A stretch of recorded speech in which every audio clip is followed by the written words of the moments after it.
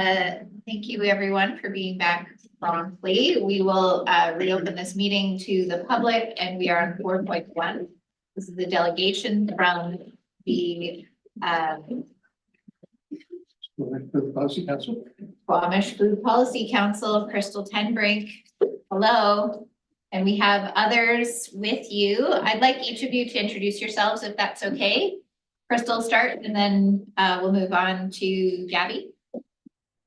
Hi, everyone. Great to be here. Crystal Tenbrink, and I work as the Executive Director for the Squamish Climate Action Network, which oversees the Squamish Food Policy Council and implementation of the Agriculture Plan.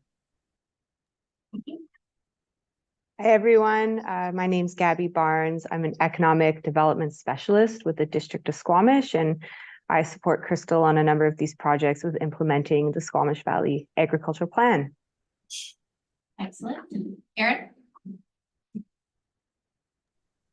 Hi everyone, I'm Erin Eidsnick. I'm a teacher at Howe Sound Secondary School and I specialize in the Farm Studies program with the farms that Squamish can help develop. Awesome, thank you. And we'll give you a second to connect there, Ms. McJanet from District of Squamish, if you're able just to introduce yourselves to us.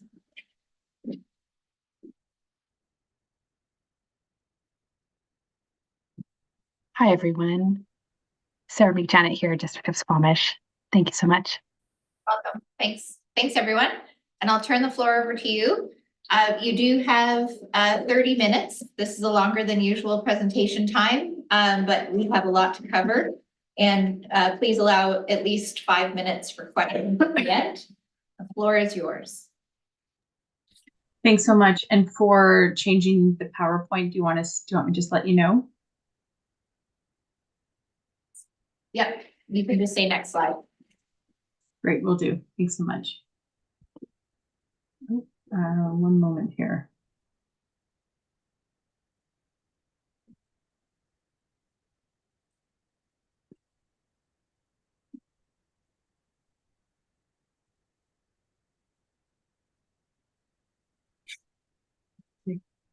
Hi, folks. It's great to be here. Haven't seen many of you in a year. We'll kind of just jump right in. I'll definitely leave more than 5 minutes of questions for you. It's been a busy year. Next slide, please. First off, I'd like to kick it off with just saying a big thank you to our funders, which include the SLRD and District of Squamish. Other funders here, I'll kind of go through a bit of a breakdown as to their contributions. And yeah, it's just really amazing to have to take the support from both District of Squamish and SLRD and kind of run with trying to find more funding that matches it. I know other funders really love that local governments are supporting this work, and it becomes quite attractive to them to matching those funds. So yeah, thanks so much. Next slide. This is just a little bit of a reminder and an overview of sort of our progress, where we began, some of the bigger picture items that we were able to accomplish, from getting the food charter endorsed, adopting, implementing policy, strengthening policy within the regional plan, as well as the official community plan, and a bunch of other things that you can start to see where things really ramped up. We are now starting our 5th year. April will be the start of our 5th year of implementing the agriculture plan. Next slide, please.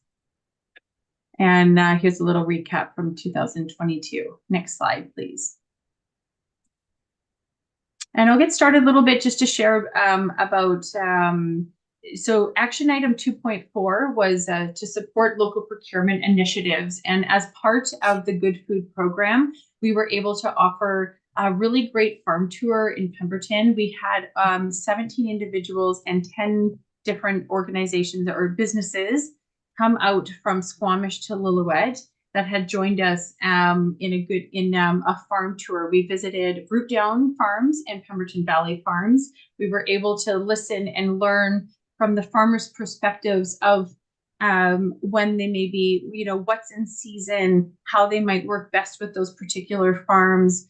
when is ordering, how do they get their fresh sheets, how they might consider seasonal menus and things like that. So it's a really great opportunity for both businesses, food businesses, as well as farmers to kind of just start to really learn how to best work together and sort of manage those expectations. You can see here, I really love this photo of Hector and Carlos from Lou's Tacos, and they look really happy with their bag of goodies that they got given. Everyone was able to take bags home of food to sample the products, and so it's a really great, just a great day. Next slide, please. In addition to supporting local procurement initiatives, we were able to host a second annual Good Food Gathering, which was at the Squamish-Lillooet Cultural Center, and had so many different players there for the day. We had farmers, restaurants, food processors, we had retailers, institutions, nonprofits, and policymakers all under one roof having conversations. What you're seeing here is a bit of a meet your match. It was a sort of a speed dating round for food players, if you will. It was a great networking opportunity for people to really just build relationships, which was the whole intention of it. We received some really great feedback for the day and some lessons learned on what we might do for next year. Next slide, please. So if you haven't been to our school farm yet, this is a picture of it in September, late September. So it's got lots of color, lots of things are growing in there.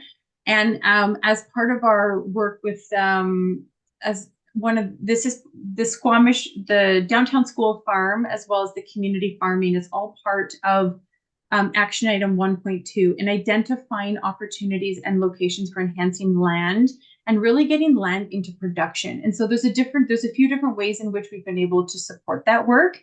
One of which was to establish a school farm and a community farm. Both had broke ground in 2022, and both were in their second year of operation last year. And we're excited to share that. So the first community farm was at the Easter Seals camp located on Government. So we have a 1 acre parcel of land leased over a 5-year period. Fingers crossed for some renewal when it comes time. And we've been able to take that model and then really bring people to site so they can see and experience what some small scale community farming might look like. What are the values of it? What are the benefits of it?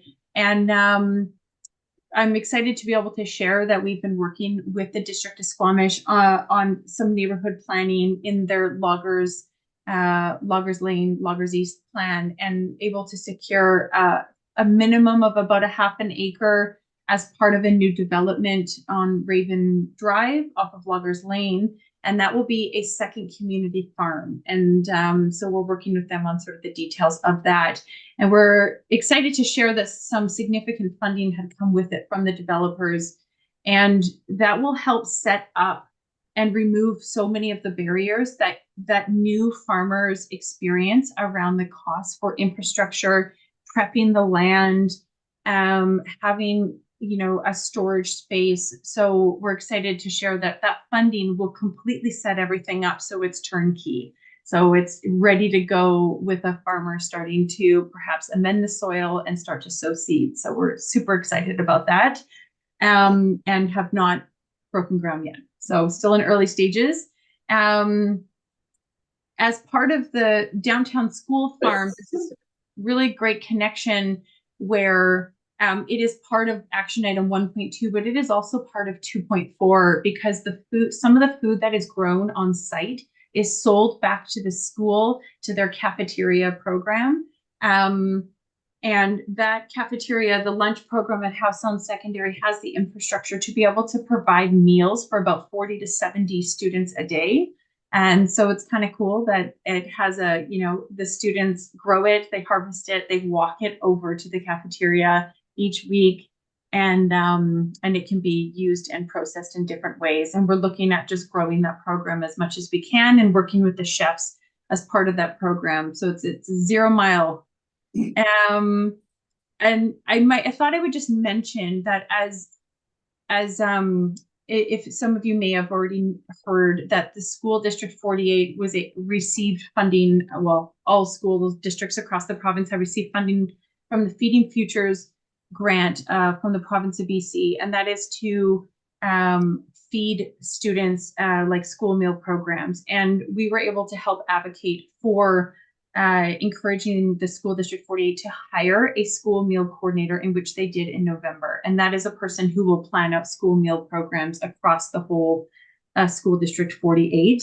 Part of that funding, just to briefly share with you, is that it is to increase the nutrition of existing programs. It is to increase the amount of students receiving access to meals, healthy meals. And it is also towards purchasing, working towards purchasing 30% of food that is purchased will be hopefully from BC farms. So the work that we're doing in the procurement lens has, you know, multiple benefits, and especially now with, like, you know, overarching sort of provincial programs coming into effect. And we were also able to welcome and support Stewardship Pemberton and the Pemberton Secondary. Some staff from both came down to visit our farm and kind of learn a little bit about how it's operating. So part of what we're doing is also being able to support other schools with the development of what their food programs might look like in the future. Next slide, please. I'll just briefly mention that our team was able to present at a conference in May about our experience establishing one of the first, the first school farm in the region, but you know, part of a small handful of schools that have school farms across the province, and share a little bit about our journey, the good and the bad. Next slide, please. And I'll hand it over to Erin now. All right, thank you, Crystal. So I teach the Farm Studies program here at Howe Sound Secondary. It is the third semester, and we're about to start our fourth semester of the program in full-fledged going. So a little bit about how the kids get to experience this program in our school. Well, this is one of our lovely students who was a part of the first ever group of students. She got to be the inaugural class of the Farm Studies program. They are harvesting little flowers there because in their farm club, they get to like build beautiful little decorative pieces, as well as talk about how to help the farm manager out there and get their hands dirty. In my classroom, we are out on the farm 3 days a week, generally speaking, rain or shine. And it's really cool to see the kids come out of themselves. I had quite a tough group of kids last spring, and by the end, they were crying at messages from our farm manager and being like, we don't want to go. Most recently, I had a student who came up to me and asked for the email of our farm manager. And he lives in Germany now, but he just felt a connection to the place of being here in Squamish and being on the farm and wanting to keep that connection going even back home, which is pretty incredible. They're learning hands-on skills. We have kids moving from the farm program in my class into the food and community leadership program, where they're figuring out how do we bring this Feeding Futures funding into our school? How do we make it accessible for these students? How do we get people to try new foods? They just had a really, really successful event that they called, they did a cafe takeover, and it was just like, just eat it or something along those lines. And basically they planned the menu based on local food and acquired the food from local suppliers. And then they cooked all of the food with the help of the cafeteria program and fed the students. And you walk around the school and everyone's eating a carrot salad. I feel like in those situations, we may have never seen that before, because these kids, they entered the farm, they love the farm, and now they're like pulling that into our greater school community, which is pretty amazing. Not only is this farm bringing these students in, it's connecting our carpentry program. They help build the fencing, as well as they built our tool shed.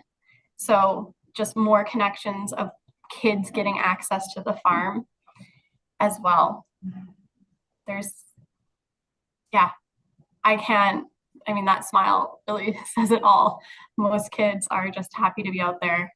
Currently, we're inside for farm studies, and they just keep asking me, like, when can we go outside? I'm like, you guys don't want to, but you want to be outside right now, which is pretty cool. Thanks, Erin. Next slide, please. There's Erin there and the other teacher, Jacob, just showcasing an award that we had received just for our region in terms of highlighting a really impactful project. So that was really nice. Next slide. And just a few more images. We are working with the elementary school as well, and you can kind of really see sort of how big it is here. Next slide. Great. Okay. I'm going to speed through this to make sure we're on time. But a big part of what we've been up to in 2023 has been working closely with the District of Squamish in sort of developing a research project of a food and farm hub and what that might look like in the region. And so I'd love to just start off with sharing a little bit about what as a hub, it provides a network of food and farm infrastructure within a region to strengthen the area's local food economy. And this is part of action item 2.1, which is strengthening agri-food systems. And so there's 4 components of this research project. The first is the project background and engagement plan, which is around setting the stage, who should we engage, who should be involved. The second component is research and engagement, stakeholders, best practices, etc. Stage 3 is around infrastructure, operationalizing, regulatory and financial assessing the who, what, where, when, why, who, what, where, when. And Ione Smith from Upland Consulting will be supporting with that, but Gabby's going to talk a little bit about that shortly, and then a final draft and report. And there will be an opportunity for you folks as elected officials to be a part of this engagement, probably in the spring when we have a draft of our 3rd phase. And it's a multi-year project. It's a multi-year, it's a multi-phase approach. And we're looking at how this project can both strengthen food systems from a top-down policy approach as well as a bottom-up grassroots approach in terms of access and programs and things. Next slide, please. So as part of our research, and I'm going to skim over it, but I will follow up with you with the interim report in which you can find out so much more detailed information in there. But we were able to conduct a ton of information and learn about the different structure of some of the so many different types of food hubs that are out there to figure out what might be our best fit moving forward. And we were able to interview 18 different food hubs from across BC, Canada, and the US. And because of our geographical region, we really felt a connection to some of those that might have also experienced that same geographical region, which can be, it's lovely, but it also can be a challenge when it comes to distributing food and offering different food programs. So Tahoe was kind of our closest match in terms of a geographical region. They had an hour or so in between some of their main communities. Next slide, please. And the next one. So just an overall of a few different survey results. We had 86 total respondents. 34 of them were food producers. 46 of them were food processors, and 5 of them were both. 46% were from Squamish. Main markets were Squamish, Whistler, and Metro Vancouver. And their main business goals was adding new customers to the Squamish-Lillooet region. 61% of the respondents had said that, and 47% of the respondents had shared that they wanted to add new products and like doing some testing and ideas. People had also shared about new channels as well and how they sell. And next slide, please. And you can see here just a nice little summary of sort of like what are the types of infrastructure that their business or operation would be most interested in accessing. I won't go through all of them, but I think a big one was really access to purchasing local products and cold storage. So that really tells us something.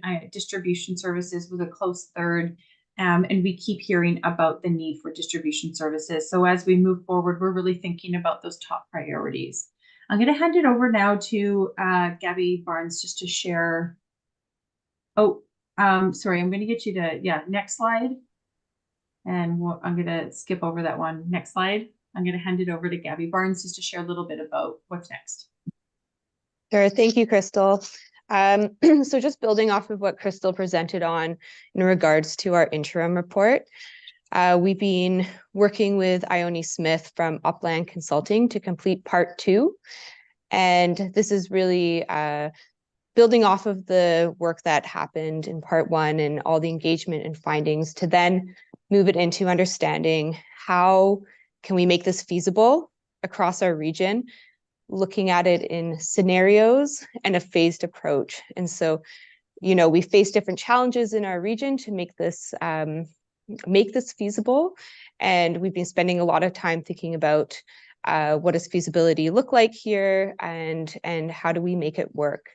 And so this work is happening and these projects are happening in partnership between District of Squamish, SLRD, and Squamish Food Policy Council, of course. And so initially, some of the pieces that will come out of the second part is a business case and a financial feasibility model, as well as really a readiness for us to move into implementation. And so as we're moving into that space of implementation, we have some kind of exciting initial plans where we want to pilot some of the findings we have found in that interim report. So right now we have a project with funding pending where we hope to pilot this sort of hub and spoke model and test a kind of cold storage unit with access to purchasing local food here in Squamish, pilot it over a year to understand how we can then scale it across the region. Scale both potentially in size and models and meeting the unique needs we have learned across the region. So again, once we find out if we got the funding, we'll be excited to build out that project, that program, and begin working with farmers likely up in Pemberton to be able to access more markets here in Squamish and redistribute for new channels of purchasing. I'll kind of leave it at that. We have a lot of exciting work and we're really excited to see it move into that implementation stage. We've learned a ton about what the needs are across the region, and we know there's a readiness, and we are excited to see it come to fruition now. I'll pass it back to Crystal. Thank you for your time. Thanks, Gabby. Can we go to the next slide? So just a little summary of sort of some priorities for 2024 will be to launch a bit of a new campaign to find find more landowners to match up with some of the farmers looking for land right now. So we're actively working with young agrarians on that. We are developing some Indigenous medicinal and garden space with integrated cultural learnings at the downtown school farm, and working with both Erin's class and the Indigenous leadership class. We will be wrapping up this food and farm hub feasibility study, and really excited to have you folks come participate in some conversation with a draft. And of course, supporting School District 48 and newly the Squamish Hospital and other businesses with helping shortening the supply chain and making connections for them with regional farmers. Next slide, please. So here's a little summary from 2023. So again, you can see how the PILT funding really leverages additional grants and support. And sort of here we are still for planned in 2024.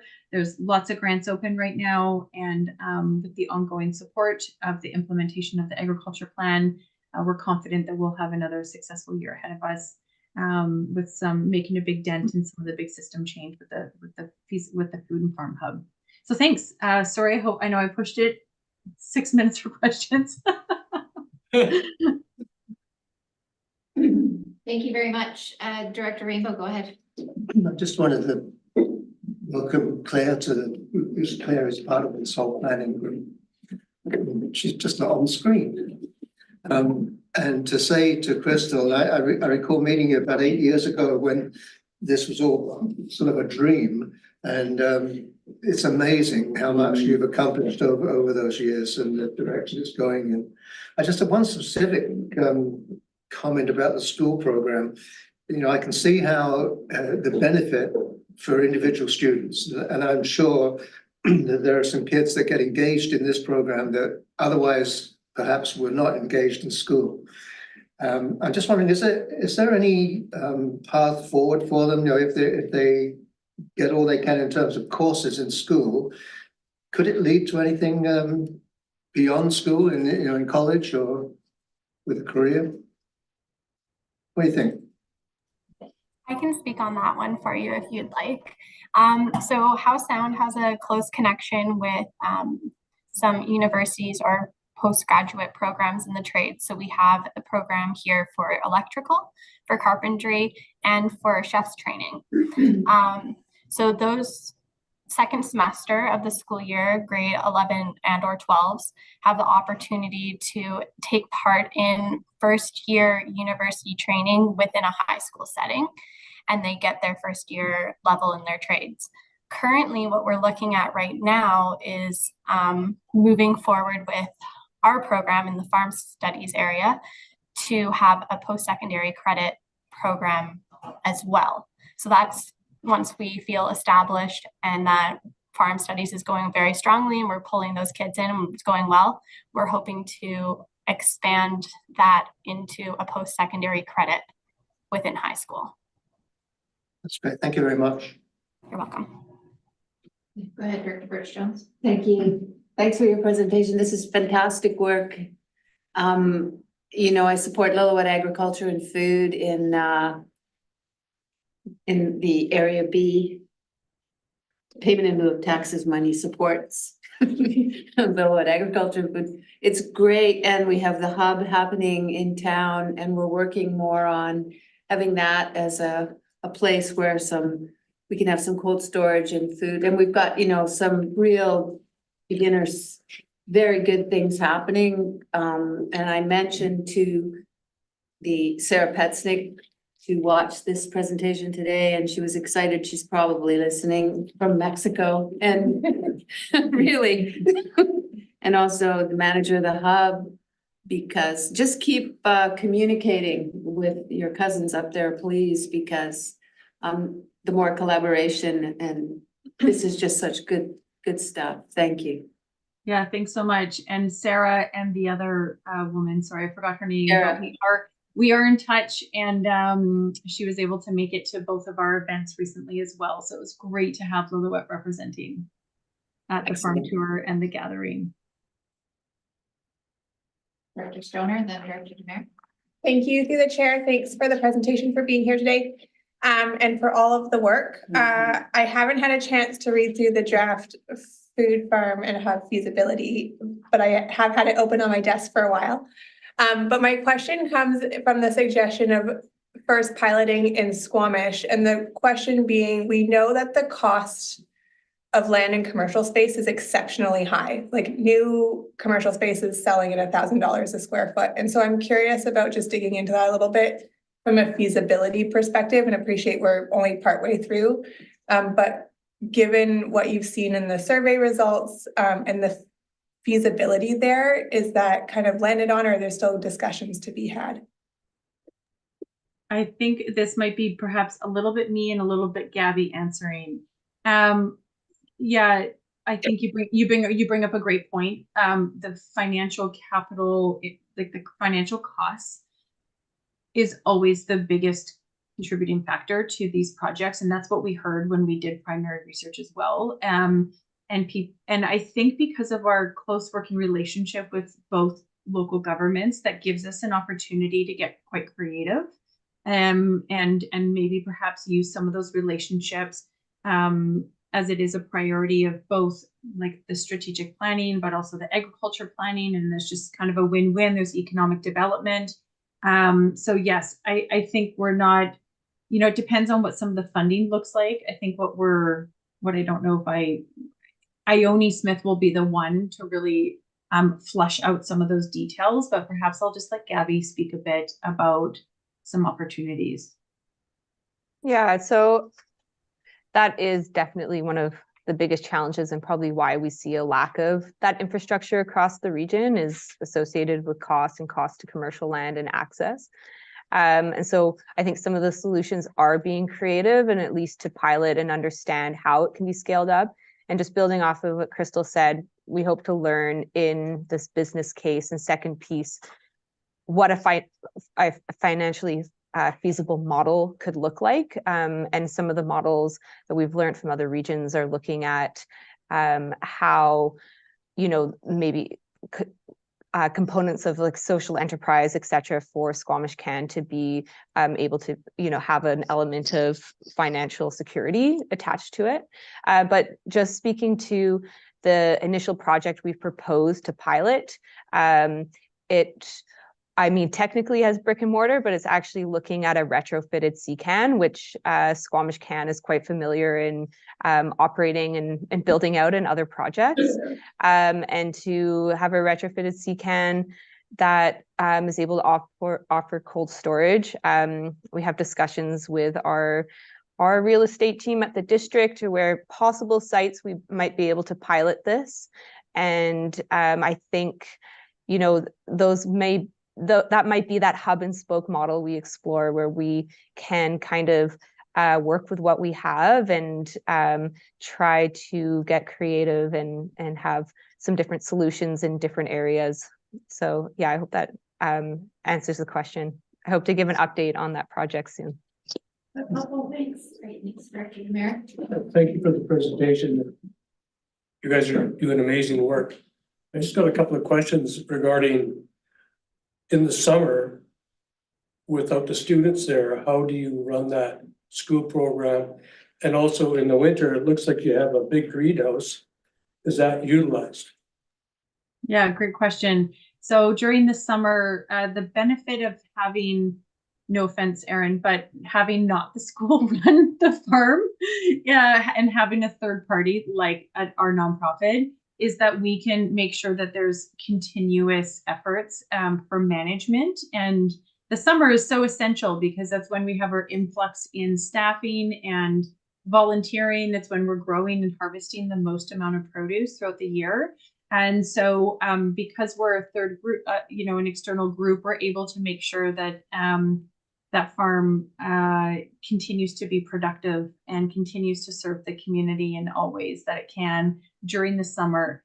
The original intention of the project is that it would run through the winter as well. Given some of the challenges, we just had a few challenges last year. It was still our second year. We're still getting our footing underneath us. But the intention is that we will be able to do succession planting throughout the fall, so we can be harvesting in the greenhouse throughout the winter, and that will be Erin's class doing that next year. So that is the intention. Yeah, because the greenhouse for the students, you being able to utilize that greenhouse in the winter is a great educational tool for them for the future, even if they want to get into farming. Absolutely. Yeah, I agree. And I think Erin, as she mentioned before, her students are, they're doing some pilot projects out there a bit, but things are growing quite slowly. And so I think next year will look a little bit, little better. Keep up the good work. Thank you. Are there any other questions for the presenters? Seeing none, I'll go to Director Rainbow with your. That's It's on the agenda. Well, it's here on the agenda as 13. Got it. Oh, So we're not gonna, why don't we deal with it now while they're here? absolutely. Can you do that? Everyone okay with that? Great. Go ahead, Director Rainbow. Oh, okay, so there is a report attached, which I'm under myself. And the motion is that the request for $40,000 from Squamish can in 2024 be approved with money to be taken from Southern Pilt Fund. So I'll move that. Second. Director Hurford seconds, comments? Well done. Great, Good. excellent, thank you. I'll call the question. All in favor?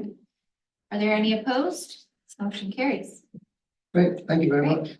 Thank you. Thank you, everybody. Thanks, everybody. Thanks all. Thank you for your Thank you. presentation. Have a great afternoon.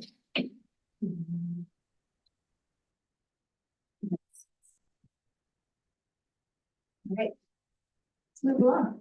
Hi, Claire, thank you. Could I have someone move the consent agenda number 5? For one item, Okay, that is 5.2.10. The Board of BCER. I'll move that to 11:10. Chair, I'd like to move 5.2.11. You'd like to move it or you'd Or like to sorry, pull it to for pull it, yeah. discussion? Sorry. Okay, Which one? 5.1? 5.2.11.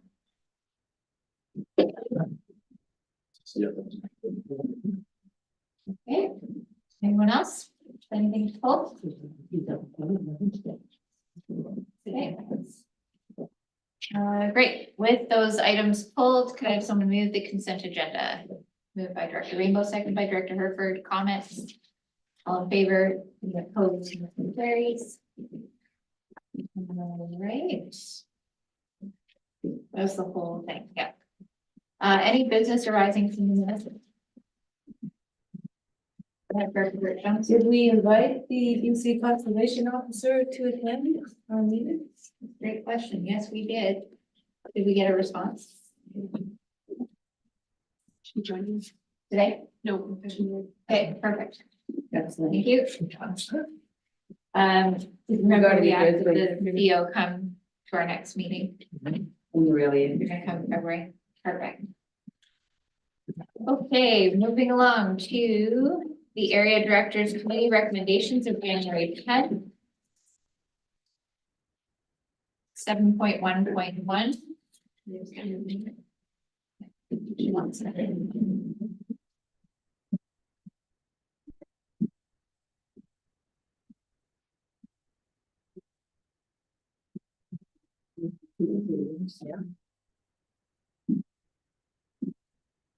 No, when people are giving a presentation, we ask them a question, we should be looking right You did a there. good job of that. I saw you doing that, and I could see myself looking this way, like I was uninterested in what was happening. but I- And I was watching their Screen. presentation on my screen for a while, 'cause it's easier than, Yeah, and then yeah. Oh, wow. We're looking two different ways. yeah, I know. I thought that too, That is good. And I guess we need that right there because it's responding to our voices, right? Which is why I like. Hello. 7.1.1. Or it's yours. We're talking about building bylaw number 1611 Reduction time to 2020. increase from 2 years to 3 years from the date of the app. Yeah. Yes, Jim. All right. Go ahead. Are we waiting for Kim? No, I don't think so. Okay, floor is yours. Thank you, through the chair. These amendment bylaw is to clean up some language in the existing bylaw related to the size of an exemption for farm buildings to better align with the BC building code. Currently in the bylaw, the exemption is for buildings up to 800 square meters, which exceeds that in part 9 of the building code and thus requires professional supervision, design, etc. So we've amended the building bylaw to change that from 800 meters squared to 600 meters squared to align with the 2018 BC Building Code and further additions to the BC Building Code because that will not change. And the second amendment is for a reduction in building permit fees to those affected by the Devon Lake wildfire of 2023. A reduction of 30% of building permit fees to homeowners for a period of 3 years following the natural disaster and so where did we pick the date? So following natural disaster as a result of event associated with a provincial state of emergency or local state of emergency. That would be limited to documented damage as per damage assessment and no greater, limited to restoration of a structure or building and plumbing prior to the event, limited in time from 3 years from the date of the applicable declaration of the event, that's what it is, and limited to application by owners who own the property at the time of the declaration. Open to questions. Questions? Thank you. Go ahead, Director Pettengill. Yeah, just wondering why 30% and not 20 or 40 or? We modeled this after similar regional districts throughout the province who have suffered similar levels of structure loss. Building permit fees are a driver of revenue for the regional district. We thought 30% was a fair number and an incentive for people to actively pull building permits in maybe an area where people aren't otherwise incentivized to build inside the building level. Is this, and I'm unclear if this would apply to anything sort of following an emergency with the criteria outlined, or is this specific to this very specific emergency we had? By adopting the amendment bylaw, this would be applied to any provincial state of emergency or local state of emergency in any property or structure loss as a result of a natural disaster in perpetuity. And where a provincial state of emergency or a state of local emergency, it has been declared. Correct, yeah. Yeah, thank you. Any other questions? Any? The first two dots. Yeah, the first one by itself. We're gonna do each by itself. So Director Demeritt, did you want to move the first one? Yes. And seconded by Director Rainbow. Comments? All in favor? Any opposed? Motion carries. The next one is the Squamish-Lillooet Regional District Building Bylaw number 1611, Amendment Bylaw be introduced and read a first, second, and third time. Moved by Director Hertford, seconded by Director Demare. Comments? All in favor? Any opposed? Motion carries. And that the same bylaw be adopted. Moved by Director Stoner, seconded by Director Demare. All in favor? Any opposed? Motion carries. Thank you. Thank you. Moving along, 7.12, Area B, Development Variance Permit.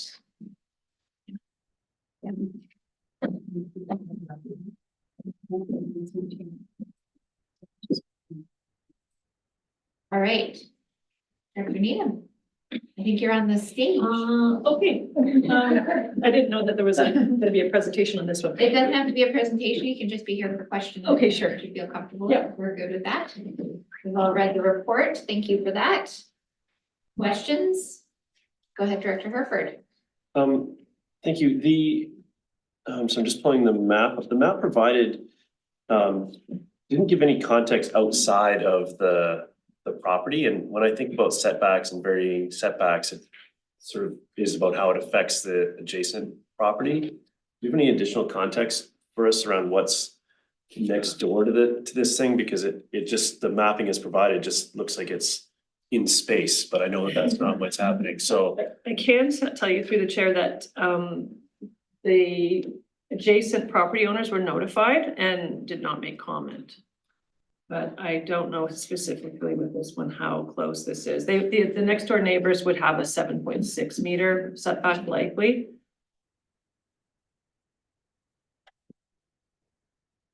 Um, Go ahead, follow up. is, and then I'll is, go to bed. are the adjacent parcels of similar size, like, or is this a sliver between two large ones? And then, like, that's the kind of context I'm looking for when I'm considering a variance. Yeah, this is area B, so the lots are gonna be larger. Everything's gonna be set back generally pretty well. You wanna speak to that?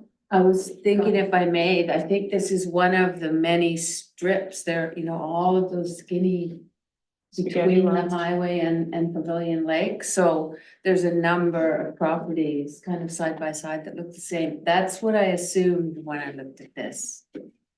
Yeah, and sorry, Ms. Katerniak's not available. She's the author of this report, so I don't know exactly how close the next door one would be. But I do know that there were no comments. So it's basically half a meter. Okay, Director Stoner, then Director Demare. Oh, I thought you had your hand up. Do you have a follow-on? Yeah, it would be really nice to have that map and an overall general map. You know, in future, because what I do with these, I go onto the SLRD online map. Because it gives us some information of which one it is, and then you find it, and then we can have an overview. So I did look at that, and you're correct, there's a whole bunch of, there's about 5 or 6 of these lots that are about the same size. And it's kind of in the middle of it. But it'd be good in the future if we had, you know, that overview map, just like Armin suggested. Okay. Director Birch Jones? Well, I just wondered if this was one of the many parcels that look like this, that we just looked at in the bylaw review, where they were going from split zone to agriculture. I'm not sure about that particular We one. need Annie. Okay. Not that that matters in the sense of this particular variance. I'm quite happy to move this variance as presented. Okay, I'll moved second. by Director Birch Jones, seconded by Director Demare. Comments? Go ahead. Yeah, thank you. I'll support the motion, as there were no negative feedback provided, but, and relying on the expertise of the director area, but I would, in future, I'd like to see more context provided with these, so we can truly understand, what's there, but for this one, I'll support. Thank you. I'll call the question. All in favor? Are there any opposed? Motion carries. Thank you. 7.1.3, Misty's Lane, Paradise Valley, Director Rainbow. Yeah, it's a motion that $10,000 from Area D Amenities Fund be allocated to the Upper Chickamus Road Improvement Service, plus under 2,300, to improve the road known as Misty's Lane. Well, if you want me to make it, I sort of said why in the report. So. Great. Questions or comments? Go ahead, Director Crompton, then Director Burford. We had the conversation of fuel and things finding their way into work plans has got to a certain point amongst us, and I'm wanting to understand how that conversation is going to continue or not, and whether something like this is a part of that fuel process or moves along another process. We do have that conversation ongoing with the governance committee and understanding how the work plan finds holes for new work as it's brought forward. Okay. So I think that work is going to be presented to a future board meeting as to your specific question about how this will find its way onto the. That's satisfying. Thank you. Thank you. And Director Herford and then Director Penfield. Yeah, thank you. This is, I'm wondering around the difference between having sort of directing like us as an organization to execute this work or the contract to complete this work versus a community group. And I'm, on this one, I don't really feel strongly either way, but I just wonder if there's how this, is this the normal and preferred flow to address something like this? Or is there another way, perhaps this goes into the work plan discussion that we just had? And yeah, but on the actual, on this act is, yeah, I'd just like to understand it, how much of a one-off this is. Yeah. Or if it's a normal order of business. Okay. Well, bring that up. Yeah. You know, the cost center that this refers to applies to the road that's on the hydro right of way. Yeah. So because that's all been approved a couple of times a year, Ed arranges for somebody to grade that, to gravel it, to do those kinds of things. Mrs. Lane, for some reason, which comes off the hydro right of way, it's only about probably 100 meters long, something like that. It hasn't been included in that cost center, and yet the people that live on Mrs. Lane pay into that cost center. So when they complained about these holes were huge. I went and looked at them. They're not potholes, they're lanes. It seemed to me reasonable that we include the work in with the work that's done on the right of way roads. We needed some funding, so this is just asking for the funding. Was there is there a follow-up action to have Misty Lane have that gap addressed? I'm fine with the stopgap measure, but I want to make, it'd be nice to sort of see that we've got a pathway to not having to do a stopgap measure sort of in perpetuity. I probably need to bring another report then suggesting that I don't know what we need to do there. Do I need to do anything with staff now that we've done this? And if Ed now maintains it along with the right of way, that would cover it. What does he need? Does that need a board motion to like that? Like a comment? I think for legal purposes, because we're funding that now as an offshoot off of something that isn't in the tax service, that put a request in to have it added to that tax service. Okay, I'll talk to Kristen, find out what I should do and get it done for the next meeting. Okay. Thank you. Chris? Yeah, maybe I don't need an answer today, but I was under the impression we didn't do roads, but it sounds like there's a cost center here. And I guess and I know this has been a complicated situation. I want to be careful about setting expectations about us and road maintenance stuff, but if there's already a tax center there, then I'm not sure if that is a concern, so. I'll just leave it there. I'm not sure what the question is. It's just I feel a little bit uncertain in this area. I think Omar would be able to speak better to this, and granted 8 days to the chair, 8 days. As I understand, this is the only road that is maintained, and it's through no one else is going to do it. There's a community that lies behind it. Omar could probably speak better to that, but it looks like policies in direction for it. Through the chair, we do have a policy in relation to the one portion of road that we're currently maintaining. If the SLRD has interest in continued maintenance of Misty's Lane, then we could look at updating that policy as well. Yeah. But as CAO Paul has mentioned, referring to staff to outline the other requirements that we may need to look at if there is ongoing maintenance of that addition would be important because of the cost associated with it and the small tax base. Currently, there's about 30 residents that have the recreational leases in that area. If I could just comment and say that if we don't continue to maintain it, we're likely to get a request from the people that live on there to be taken out of that cost center. So, if we're going to continue to tax them, I think we probably should continue to provide the service. The longer term thing is to get Ministry of Transport to take over that road. And I think part of that conversation is going to involve discussions with the District of Squamish, because probably, 3/4 of, well, I'm not going to suggest numbers, but a lot of people from Squamish use that road.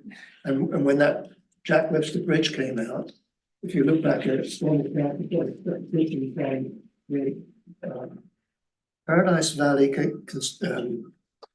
Residents Association. When I thought that was Area D, but it's not. It's the Paradise Valley Residents Association within the District of Squamish, and they were really saying we need that bridge, we need that road, and so yeah, we do have to have some conversations about who owns that road, who's going to own it, and should there be some sort of agreement between District of Squamish and the regional district. Misty's Lane goes to the footbridge that crosses the river there to access homes that are within the District of Squamish. So, you know, there's it's a complicated issue. Yeah, Okay. Which I'll be pleased to bring up again. At a future meeting. At a future meeting, yes. All right, so the motion on the floor is that $10,000 from Area D Amenities Fund be allocated to the Upper Checkmas Road Improvement Service Cost Center. Are you seconding it? I want to ask a question. You can ask a question. Isn't Misty's Lane accessed by the road that the cost center was created to maintain? Yeah, you go down the road and you hang a left, you're on Misty's Lane. So presumably, to get to Misty's Lane, you need to drive on the road that you're paying to maintain. Yeah. So it would be strange for them to say, we want out of the cost center because our portion's not maintained, when they're using the portion to get to Misty's Lane. The only point I was trying to make there is that they live on Misty's Lane, they're paying into that cost center, they should expect it being as well as the. Well, that. Not if it was intended to service the section of road that they use to get to Misty's I Lane. don't want to talk Let's about this now. talk about that. It's like, that's talking about driveways. No, I Right? understand. So, I just want to make sure that we're not expanding the mandate of an existing cost center. And I think that that's an That's fair. important thing that's a to good point. probe here. I'm coming over here to staff. Through the chair, it looks like there are some ongoing resolutions that are being worked on right now which is probably why it's coming up right now, because you're probably like, have we talked about this? Yeah. To advocate with BC Hydro and the Ministry of Transportation Infrastructure for improved road maintenance. It seems that there's, including north of Jack Webster Bridge, and for clarity and on the advocacy. And that's including the Upper Checkmas Road. It looks like there's ongoing work here. Yep. Probably the miss here was having Omar to be able to address some of these. Yeah, we've been talking about this for Yeah. 6 years, So so. it's longer ongoing, than that. ongoing. Yeah. As I understand, Chair, as I understand from staff, this is a long ongoing conversation. It is. There's a lot of advocacy happening. And I don't think we're going to the business of roads. No, and we are not gonna have time to solve this problem today, but we can resolve to spend the $10,000. Thank you. And you've moved it, and it's been seconded by Director Demare. Are there any further comments? It was a very good comment, Jack. Thank you. Call the question, all in favor? Any opposed? Motion carries. Moving on. Yeah, that was approved because the work's already been done. There we go. Let's not talk about that now. All right, 7.1.4, Director's report regarding the public transportation service in Lillooet, notice of closure. Director Birch Jones. Well, this is a sad little note. It's because this was a little bus that could. And it's been, you know, in many years providing really a valuable service, but partly because Jill is, you know, and I think she says in the letter 70 years plus, maybe not in this letter, but we had some potential solutions come up at the last minute, and I thought I might be able to pull this letter, but sadly, no. So just to let the board know, because we have provided some financial support to Area B, mostly select funds, to this service, and it's over. So this is, received the letter from the OWL service, as a notice that the service is no longer. And any further, consideration you'll bring forward in a director's report at a future meeting? Yes. We don't have anything to work with right now. Good, okay, that's Okay. fine, and I will send a thank you note to the Owl Bus service. Super, thank you. Motion to receive, moved by Director Hopwell, seconded by Director Crompton. All in favor, any opposed, motion carries. Can we comment? Is it going to make a difference in the motion to receive? No. Send me an email. That was awesome. All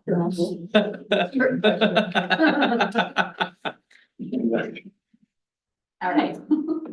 She's Moving definitely offered such a nice. With a smile.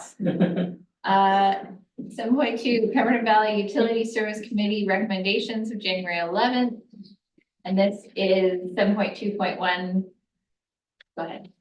This is flow through from the PVUS, the Pemberton Valley Utilities and Services meeting, and it's really a motion that the Sea to Sky Community Services Society be granted an extension to their PDIF funding team term from January 1, 2024 to December 31, 2024, which is a one-year extension with staff to communicate the approval to the organization in writing. Go ahead. So moved. Moved. Seconded by Director Demerick. Comments? Too bad Russell wasn't here because we probably can all about it, but we will move it along. Call the question, all in favor? Any opposed? Thank you. All right, 8.1, SLRD development approval information. Fees and notification procedures bylaw 1301. Are you introducing? Talking? We have Miss McKay. Yeah, Ms. McKay is going to present on this.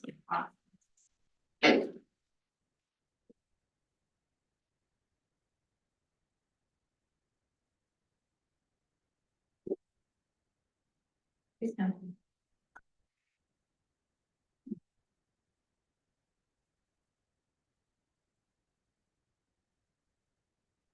Alex, are you there?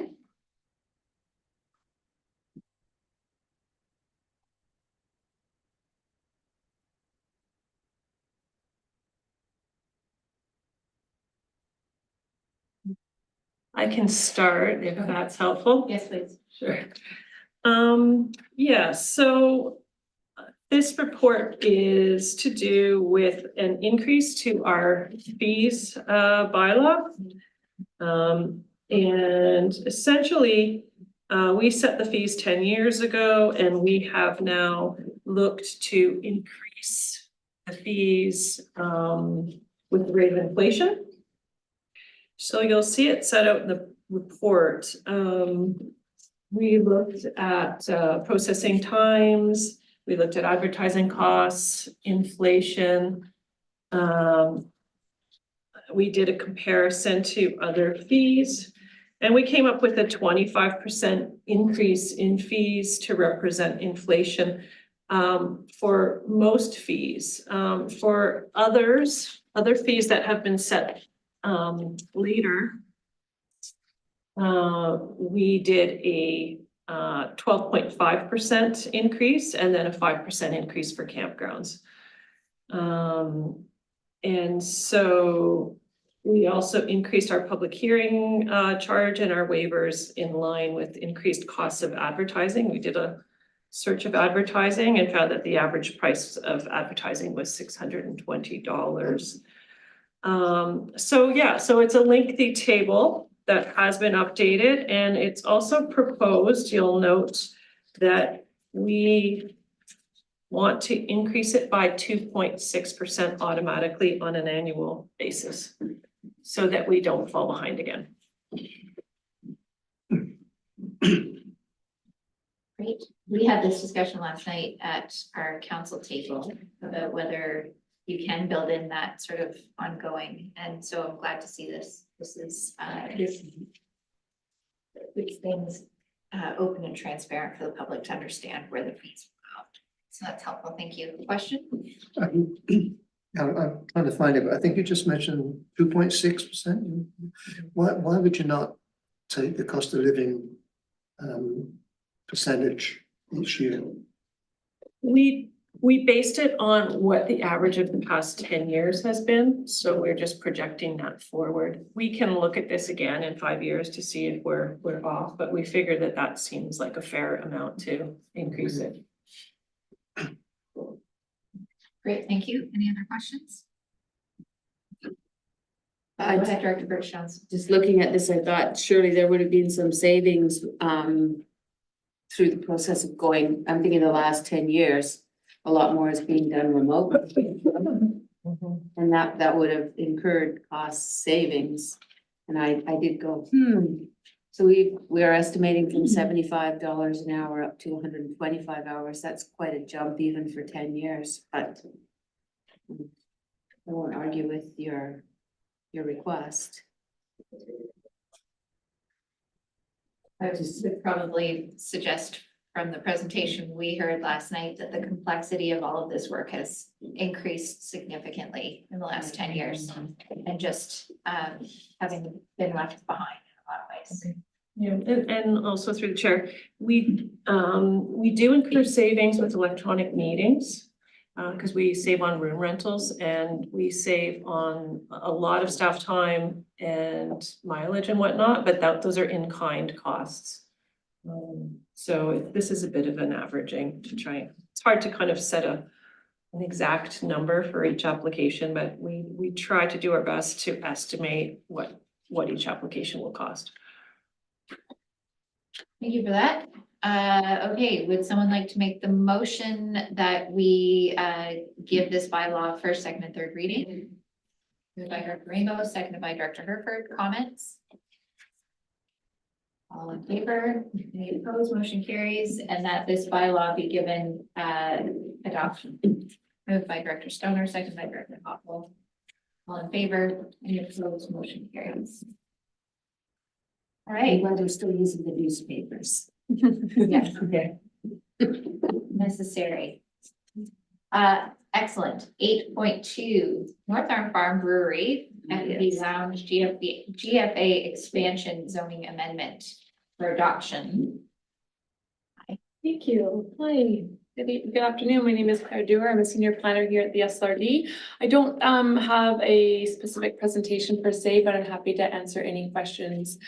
Just a couple of new pieces of information around the Lillooet referral, and MOTI has provided approval of the bylaw. So I'll leave it at that. Thank you. Thank you.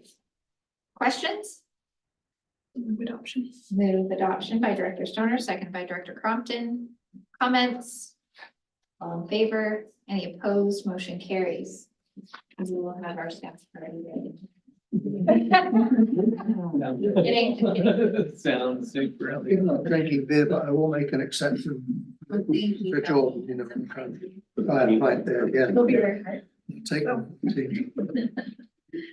8.3, service establishment amendment bylaws to adjust the maximum tax requisition regarding many different areas. Who do we have on the screen? Colin and Suzanne. Good afternoon. Good afternoon, everyone. These bylaw amendments that we presented today are to increase the maximum requisition limit for services that we've identified that are eligible for the 25% increase every 5 years. The 5 services are Fralern Television, White Cap, Bear Creek Flood Mitigation, Furry Creek Waste, Furry Creek Water, and Furry Creek Sewer. I'm happy to answer any questions on any of these amendments. Super. Questions? Go ahead. No, a question or comment. The Fralern Television repeater, they don't want to increase it right now. They're gonna do a survey to see if there's still enough interest to actually have it. So, yeah, I don't wanna make a motion, so I don't know what we do with that one. These amendments are only increasing the maximum fossil requisition. the actual requisition amount will still be set through our budget process. So we don't have to increase the tax requisition to constituents, but it still gives us the option to in the future. Yeah, they just want to leave it alone. Oh, okay. Yeah. So you do not want to move that one? No. That's laid out in the package. Go ahead, Director Herford. So if we do leave it alone, does it trigger a new 5-year period and the opportunity to adjust it is 5 years down the road? I would like to know the consequences of stepping back from adjusting the maximum requisition that we may not need, but just what does that mean if we consider that? Staff? I'll answer that if you don't mind. Please. So yeah, if we can do it next year then. So it'll be available next year as well if they decide to increase the maximum. I'm still trying to, can I follow up? I'm still trying to understand when we can do that every 5 years. Yep. This So year, next year. yeah. The practice is, so we set a baseline year. So we look at current 2024 assessments. We go back to this year was 2019 assessments and review what the maximum requisition was at that time for both the dollar amount and the tax rate per thousand. And then we do our calculation, moving it forward 25%. So we just always look at that same 5 years in the history. So if it wasn't updated, say in 10 years, it's still available. Okay. Yeah. Thank you for that. I'm lots of learning with these pieces. Thank you. Director Crompton. Do we, through the chair, do we do this every 5 years, or we do this every year and there's a different block of items? Second? Yes, it's every year because the establishment bylaws are staggered throughout. So it's not like we have all of our service establishments on 1 year. So we do it every year. Oh, I guess, is it a motion to sever? Braylord? Well, we haven't moved any of them. Yeah, move all but the Braylord. You can't Can do we do that. Nine of them? Individually. Wouldn't have thought so. Wow. There's a solid line here from the Belsham, so We have to do each one. we can do it all together. Okay, so do them all but together, Braylord. except the Braylard. Okay. So moved. I'll second. Great. Good. Comment? All in favor? Is there any opposed? Motion carries. Thank you. Thanks. Thank you.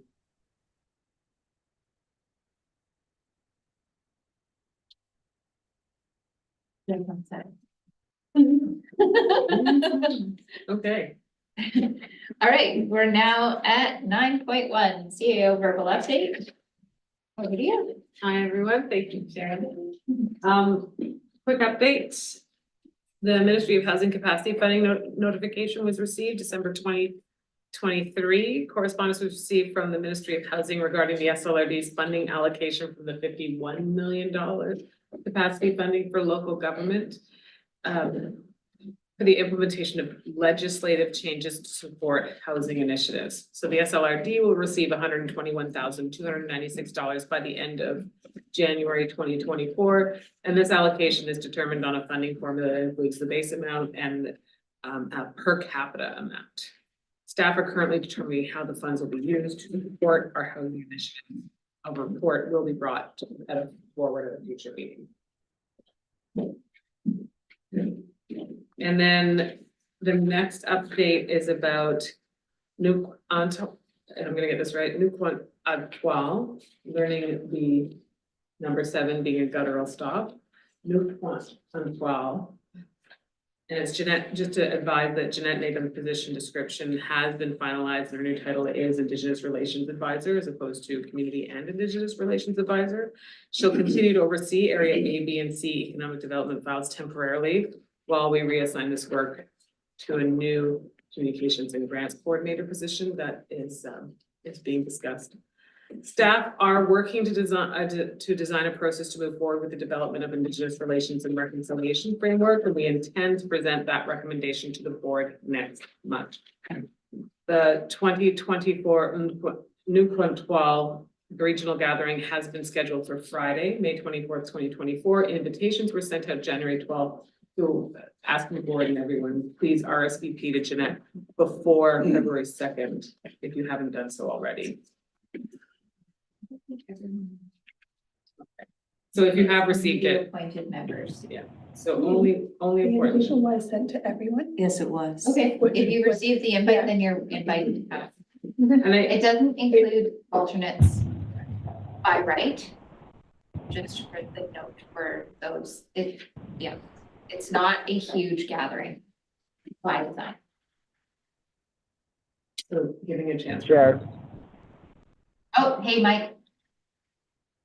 so just along those lines, is it the whole board or is it just our area that's being invited, directors from our area? I know we talked about this in a previous meeting. The invitation says, I would like to invite members of the SLRD Board of Directors. Where did that email come from? Did it come? I sent my request and it was accepted. Okay. I'm not trying to exclude anyone. I just want to make sure that we have the appropriate number of seats and space for the conversation that needs to happen. So that's great. That's great. So Mike, it does, anyone who received the invite on the board is encouraged to attend. There's another gathering, which might be the reason for confusion, which is a smaller group. The planning committee. Yeah, the Nukwantwal Intergovernmental Relations Committee will be meeting on February 14th to provide direction to staff as to the agenda of the gathering. Right. Format. Yeah, and that is a specific small group. And some housekeeping of note that at the November 22nd, 2023 regular SLRD board meeting, staff brought forward a report on committee appointments. However, at that time, staff intended to suggest an alternate appointment for the Nukwantwal Intergovernmental Relations Committee. The appointment of an alternate will allow for representation of the committee meetings should schedules not align. So what we're asking here is that an alternate be appointed. Okay, and I would like to put my hand up to be the alternate as the appointee to this committee. If the board will accept. Excellent. My role up there. You comfortable with that? Yeah. Moved by Director Jones, second by Director Birch-Jones. Comments? All in favor? Any opposed? Motion carries. Just a couple more updates. Both the District of Lillooet and Lillooet Tribal Council have been awarded funding through UBCM's Community Program to convene leadership meetings in 2024. There haven't been any planning meetings since the departure of the District of Lillooet CAO last summer, but staff are following up with both the District of Lillooet and Lillooet Tribal Council and hope to schedule another planning meeting within the next few weeks. Awesome. Indigenous Relations Training and Development Plan, we hope to present a draft in March, and with the expectation that we will be moving forward with implementing more board and staff training beginning in 2024. So we've added $15,000 to the training budget in general government, and this amount will be confirmed once the training plan has been costed. And that is all right. Thank you. Questions? So we'll move receipt of the CAO's update, moved by Director Birch-Jones, seconded by Director Hopple. All in favor? Any opposed? Motion carries. Thank you. And 9.2, an information report regarding quarterly development applications report. We have staff here for questions. I was just gonna move to receive it. We've looked at it already. Question? Yeah, just very high level, there's a proposed TUP, I'm wondering what that is. Sorry, which TUP is that? Fortis, temporary use permit? Oh, yeah, so it's to do with the Garibaldi and Squamish project. So it's a portion in the SLRD, and it's mostly for mobile offices with some other accessory uses. So that is going to be coming to the next EAD meeting. Okay, and sorry, wood fiber? Sorry, yeah, did I say gas or wood fiber? Yeah, wood fiber. Okay. I was like, wait, it's. Whoa. Okay, I'll wait till next meeting for the details then. Thank you. Mike? No, it's okay. I was just, the gas just caught my attention. I'm okay, thanks. Better now. Oh my gosh. I'll second with that one minute comment. Okay, go ahead. Okay, there are, in that report, there's 3 riparian zone development permits. Yeah. That are awaiting government approval. I just wanted to mention that we have those there, and those are all in the wildfire affected properties. Those 3. Okay, thank you. Any other comments or questions? Okay. All in favor? Any opposed? Motion carries. Thank you. And an information report regarding the project completed 2022 part of our residential program. Hello. Hello. How are you? I'm good, thank you. Awesome. Thank you very much again for the board's time. I will be handing it over to Ms. Lucier, our wildfire mitigation lead, to present on this. Good afternoon, board. I'm presenting information report for project completed CRI 2022. Would the board like me to go over the report or go directly to questions? I think we'll go straight to questions if that's okay. Thank you. Questions? Go ahead, Director Birch-Jones. The reference to the SPU, and I thought, where is that going to be kept? Is there a plan for that? Yes, so the SPU will be a shared storage between Britannia and Garibaldi. Because of the snow, the low snow quantity in Britannia, the SPU could reside outside in the parking lot during winter months, and moved up during the summer or spring to Garibaldi. Okay. Thank you. Any other questions? Go ahead.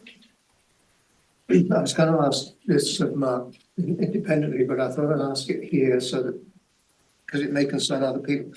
I had a question when I was at Black Tusk yesterday about BC Hydro cutting, just clear cutting beneath their lines and then just leaving everything there. So basically what you've got there is an accumulation of fuel.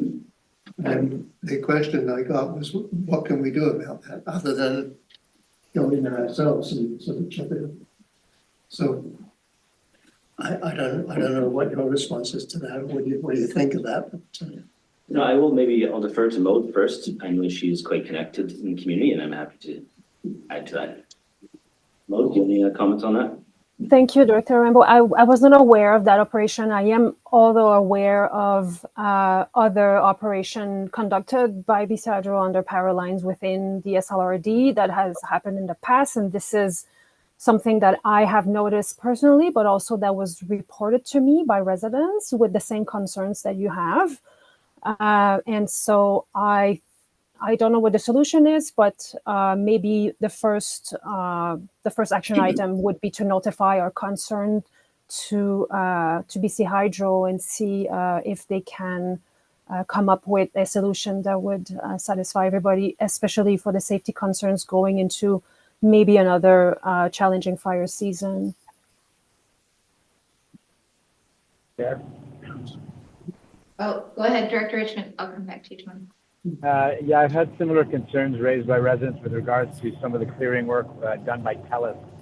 So if we're looking at making those sorts of reach outs, yeah, perhaps TELUS could be included in that communication as well. Okay. I wasn't sure if Maud said that staff would reach out or whether she wanted me to do that. No. Yeah, we can Through the chair, we can start a conversation definitely and ask Hydro and TELUS about this or raise this issue to them and get a better understanding of what their operating procedures are. Thank you.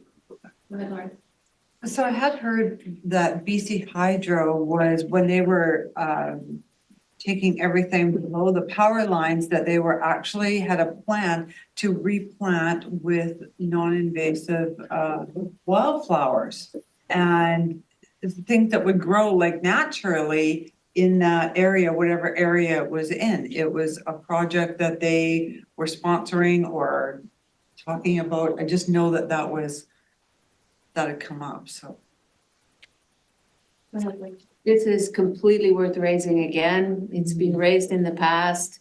Please think about what you're doing here. We are in a fire zone, and that is a very dangerous thing, increasingly dangerous thing to do. And yes, planting native shrubs, drought tolerant, there's all kinds of really great things that could happen. And I think it's worth repeating the message. And if it came from the SLRD, maybe that's better than just the odd naturalist squeaking. Because I know those complaints have come to them on a number of occasions. Let's do it again. I just wonder if the CN work is fall into this category as well. It feels like it does, obviously. So if it's these larger entities doing these things inside the regional district, then we have Hydro, TELUS, and CN, and perhaps there's a longer list. Well, is this a discussion for our LML, GA, SILGA discussion in a bit? Yeah. Yeah. So what's the Can we move receipt of the report? Can we call the question? All in favor? Any opposed? Motion carried. Thank you both. It reflects a lot of really good work, and I'm really grateful in Area B in particular for all you guys are doing. Thank you for making progress. Thank you. Okay, 9.4, Emergency and Disaster Management Act and regulatory consultation. Because we're not busy enough. Pardon me? Because he's not busy enough. Exactly. Oh, just cognizant of your time, would you like me to just answer questions or would you like me to give a quick synopsis? I would love tops of the waves. Okay, perfect. So this is on the new Emergency and Disaster Management Act and regulatory consultation process. So just setting the stage, on November 8th, the new Emergency Disaster Management Act, EDMA, came into force, replacing the Emergency Program Act. While some of the duties and responsibilities under are now in effect, others will be brought in through the regulations. The regulations are currently being developed, and there is a January 31st deadline to provide feedback on the local authority, emergency management, and post emergency financial assistance regulations. There are a number of opportunities and I think good developments within this act, and there are a number of areas that I think we just need to be cognizant of what it means for our organization. I'll just hit on maybe two areas to start with. First one is related to consultation, coordination, and cooperation. So in alignment with UNDRIP, United Nations Declaration on Rights of Indigenous Peoples, the new legislation require consultation and cooperations in all phases of emergency management. So what this means basically in the development of reviewing of risk assessment, the development of emergency plans, and also in the recovery and response phases, we will have responsibility to consult and cooperate. Staff will appreciate this and recognize that this will add value to our plans, procedures, and to our communities and the region. But we are cognizant to do this properly. It does take additional time away from other things to do this. The second piece I want to highlight is related to emergency planning and risk assessments. And I do want to note a correction in this report. This is evolving, or our understanding of this is evolving.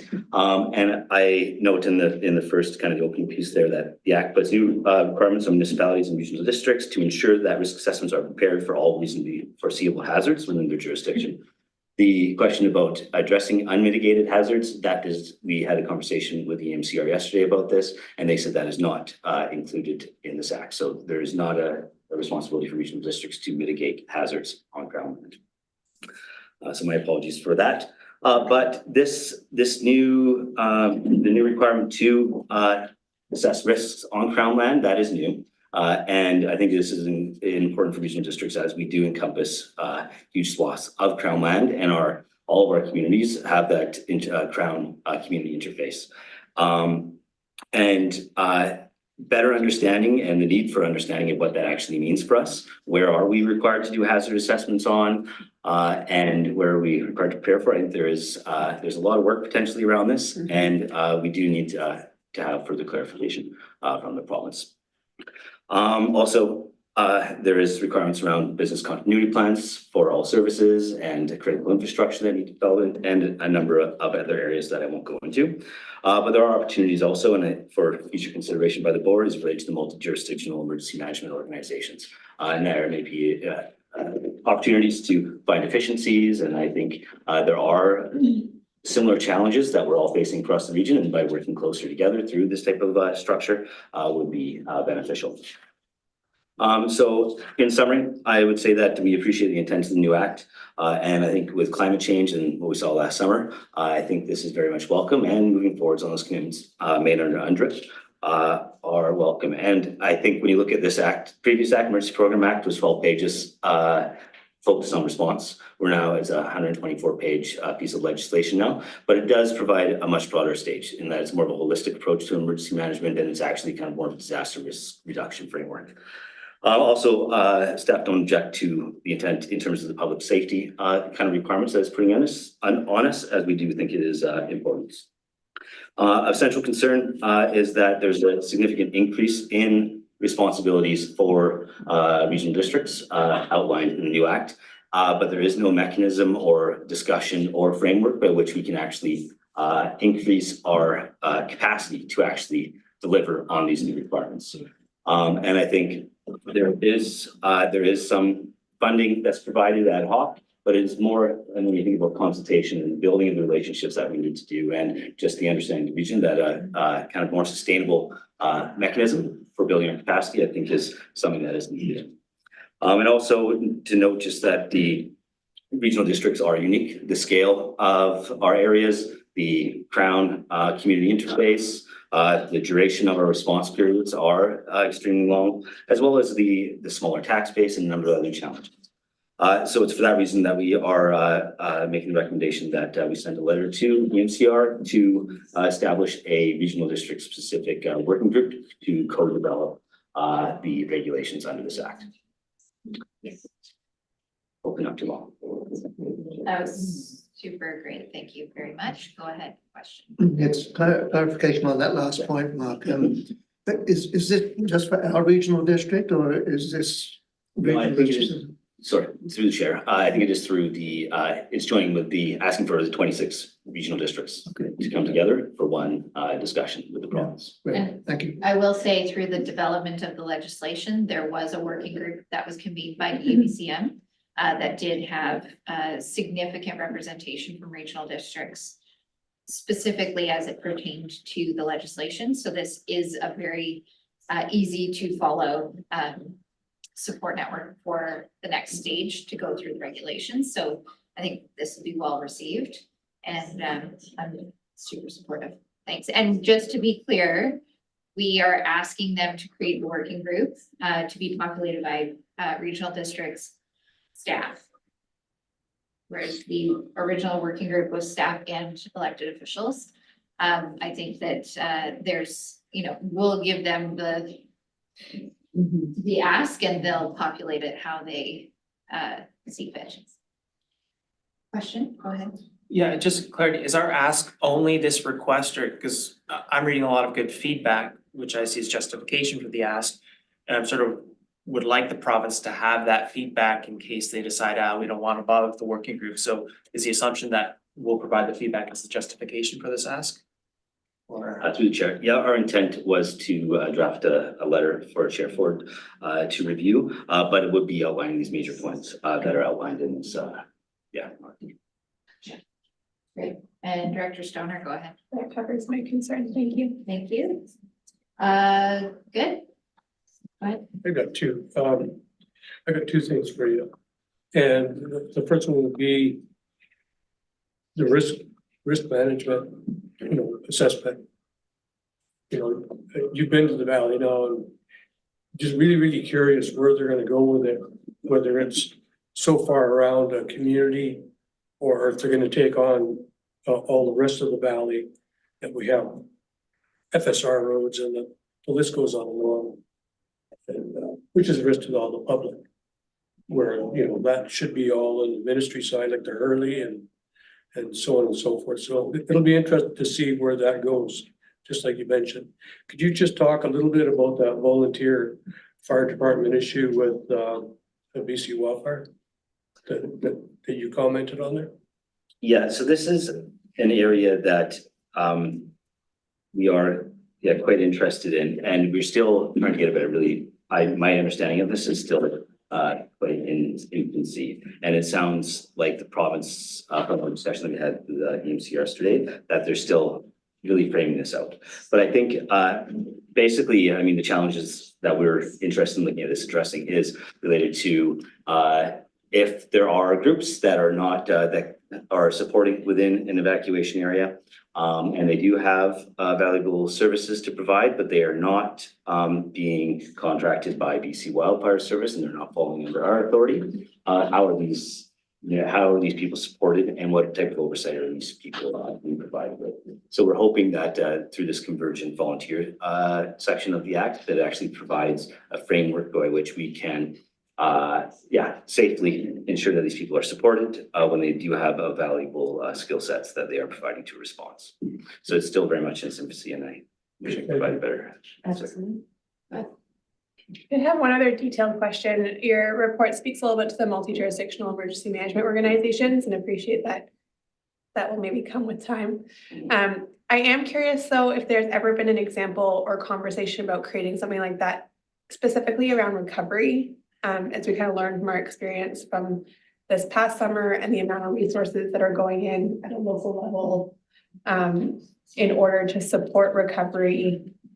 It feels like a really heavy lift, especially for smaller in population regional districts or smaller communities. So I'm just curious if there's any examples or an advocacy point in terms of trying to push for a provincial approach to recovery as opposed to one-off. It is a really good question, and my understanding of legislation is that it sets a stage for us to have a kind of a contractual framework with provincial, Indigenous government bodies or local authorities. So potentially we could, with those three partners, we could enter into, for specifics on ESS. I don't know in terms, I mean, it could be for a broader recovery program for the region. Definitely is something that you could look at. It's a good question. I'll take it. I am very excited about the Majimo's recommendations. I think that it is something we've been talking about in this region for a long time, as we do recognize that emergencies don't acknowledge or respect the town lines of municipalities and regional districts, and therefore rarely is an emergency isolated in one area. And then further to that, a lot of the advocacy that UBCM has done with the province through the consideration of this legislation was that recovery piece and the need for a more robust approach to recovery, and acknowledgement that local communities, local governments do not have the capacity to do the kind of work required by small communities like Gun Lake and Downton Lake to understand the full need of recovery on behalf of a sometimes small and isolated population. So this is excellent work. I'm really excited to see this, and thank you, Mark, for the incredibly tight timeline that you worked with to put this together and get this in front of us. So very well written, and thank you very much. With that, could I have someone make the motion? Moved by Director Rainbow, seconded by Director Demare. Comments? All in favor? Any opposed? Motion carries. Thank you. Cheers. You know what? I'm going to impose a 5-minute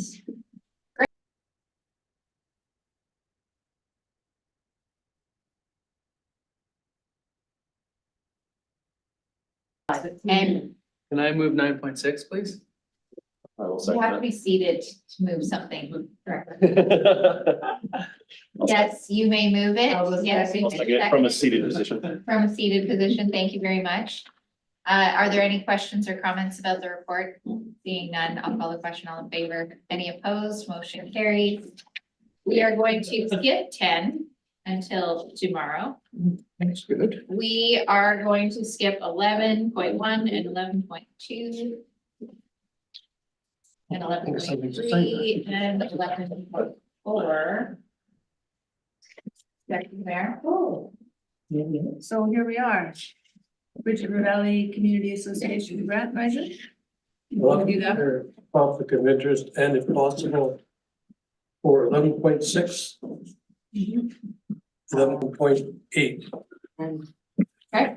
Right, sorry, 11.5, 11.7 and 11.8. Yeah. And under what grounds, please? Because my daughter is an employee of the BRVCA and my wife is a director on the board. Thank you.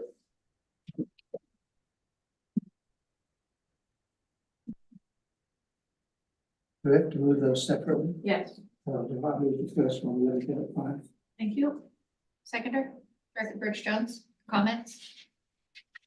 All in favor? This is the best program going. Area A and B. You allowed to pick. All in favor? Yeah. Any opposed? Motion carries. We'll skip 11.6. We'll come back to it. 11.7, Move that. moved by Director Rainbow, seconded by Director Birch Jones. Correct. Comments? All in favor? Any opposed? Motion carries. 11.8, Move that. moved by Director Rainbow, seconded by Director Birch Jones. Comments? All in favor? Any opposed? Motion carries. I'd like to move 11.9. Wait, Whoa, what about we're not done. 11.6? We have to go back to 11.6. Oh, I'm super happy to move that one. I'll second that. That's okay. 11.6, moved by Director Birch Jones, seconded by Director Stoner. Comments? All in favor? Any opposed? Motion carries. Yes. 11.9. District of Lillooet, That's the one I was trying to move before. I'd like to move it. moved by Director Birch Jones, seconded by Director Denier. Comments? All in favor? Any opposed? Motion carries. Now you have 5.2.1. And a comment about all of those ones there is just keep those in mind when we talk about delegation of authority, because it could have been dealt with by either. Totally. Okay, we have items that were pulled from the consent agenda and made into 11.10. And that item was my Sea to Sky letter. And that was pulled by Director Pettengill, speaking to the pulling of the item. Yeah, so this is on the Fortis's permit for putting effluent into the sound, or one of the several permits between the projects. I think there's been some strong analysis, some good questions raised. I don't know if people had a chance to go through it. I would propose a resolution that was passed essentially in the district of Squamish with a grammatical correction, I guess, but otherwise a resolution endorsed by the district of Squamish. Basically concerns about the cumulative impacts, looking for clarity as per some of the questions raised of effluent discharge volumes, monitoring plans, and detailed plans around effluent processing and redundancy. So I can read the resolution if that's. Yes, please. So that the chair communicate with the BC Energy Regulator that the SLRD cannot support Fortis BC's effluent permit request until the following are meaningfully addressed. Cumulative impact analysis and corresponding mitigations considering the multiple wood fiber LNG and Fortis BC effluent plans, clarity on the effluent discharge volumes, clarity on the monitoring plans for the Atkinson House Sound Biosphere, detailed plans for effluent processing and redundancy, and that the chair share the SLRD's feedback with relevant parties as per prior resolutions on wood fiber LNG Fortis effluent permit applications. Thank you. And can you please send the language of your resolution to Angela? Yeah. And do I have a seconder for that motion? Seconded by Director Stoner. Comments? Director Birchfield? I missed the part where you said and redundancy. I get the cumulative, but then I think you said and redundancy. and I- With processing or redundancies, so some of the analysis was that they were lacking plans, detailed plans on how they're gonna deal with especially overflows. Yeah. And because it sounds like they can't stop drilling, what is the redundancy in their system? And it wasn't evident that they had any Oh, like redundancies in their water okay, processing. Okay, thank you. Good. Further comments? Just briefly, in terms of context, so folks are aware, the proposal as is 24 hours a day, 7 days a week for 3 years of drilling consistently. And so that's where the redundancy is really important in terms of the waste management system.